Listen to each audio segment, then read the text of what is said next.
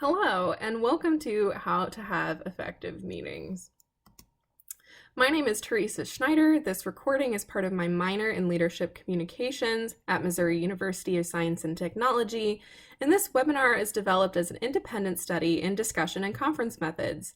You can go ahead and find me at the email below.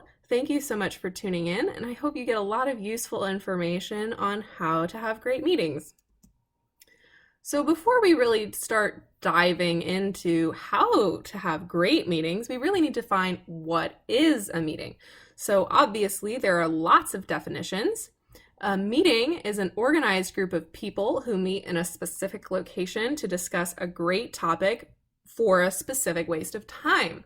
They can also be the reason humanity will never reach its full potential, the reason you can't get work done to meet your deadlines, and also something that corporate makes us attend for torture. So the last three bullet points are really what we hear about meetings. So these really are, not your Merriam-Webster definition of a meeting, but what you talk about with your friends about what a meeting really is. So for this topic, we're going to discuss the first bullet point, obviously, without the specific waste of time, because that's the definition of an effective meeting, not just the definition of any meeting. So we want to really cancel out these bottom three bullet points that say, meetings are ineffective, basically. I can't get my work done, I can't meet my deadlines, and I'm sitting here for torture. So the goal of this webinar is to move meetings from the bottom three bullet points to the top. So why are so many meetings a waste of time? This is a great question. Part of this is because a lot of meetings are ineffective. They're designed to have a lot of issues. They're not thought through. They could have been emails, etc. The big question is, can we fix meetings?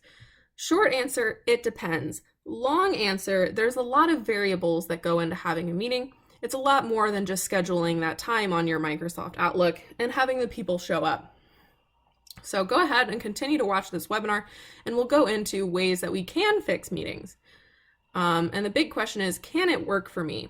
This webinar is designed to work in a wide variety of situations, from technical to liberal arts, from dealing with organizational structure to corporate, from college orgs to CEOs. So this is designed to cover a wide variety of topics. Obviously, not all meetings are this broad, but I'm hoping to give you a background and a good overlay for meetings your way. So there are so many resources out there. Obviously, you have found this one, which means that you have been on the internet. So internet resources can be really hard to decode, okay? There's a lot of information. They're often repetitive. They're difficult to apply to your specific situation. There may be issues you're not really sure. They're only for a specific type of meeting, like how to make a brainstorming session. Super awesome. And they can also be hard to back up with studies, real information, quantitative data. So, in addition to all of the internet resources that you've had to wade your way through to get here, there's also the flyer in the conference room, because this is really the key, right? We read it only when it goes up. It has things like start on time, end on time, things like that are kind of self-explanatory but never happen. Maybe it hasn't changed with the new rebranding. It doesn't really change your organizational culture or how meetings are run, only the decor in your conference room, which really wasn't stellar to begin with. So how is this webinar different? This webinar is designed to teach you the tools you need to lead effective meetings. Also how to change meetings from the table, so not necessarily the head or the meeting organizer, and also how to pick which meetings you need to be in, because that is half your battle when you've got 3 meetings scheduled for your 8:30 time slot. Meetings can be effective. That's really what we're getting at in this webinar series. And I promise you, I am not crazy, because this is all research backed. And in addition to the research, I'm going to tell you that progress can be made in that 30-minute time slot. And why 30 minutes?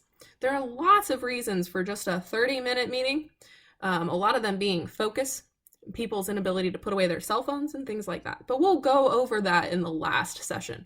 So you can also skip ahead if you really just want to know why 30 minutes. But I am not bonkers. I promise you that meetings can be effective. We just have to figure out how to make them great. So now that I've really covered why we're here in this webinar series, let's kind of outline where we're at. Let's start with the basics, shall we? So we've established why you're watching this webinar. So the next step is to establish why you're having a meeting.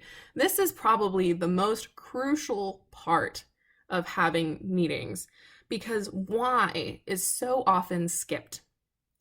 And we need to understand the purpose of the meeting, the why. Otherwise, we end up with meetings that could have been emails or phone calls or stop by the desk and chat. Next, after we've established why, we want to establish who needs to be in the meeting, because we know we need to have one. So who needs to sit at the table, who needs to be in the room, and this can often really impact the meeting. We'll also go over a lot of different problem children that you can have in a meeting or people who are meeting disruptors. The last session will be communication and general problems.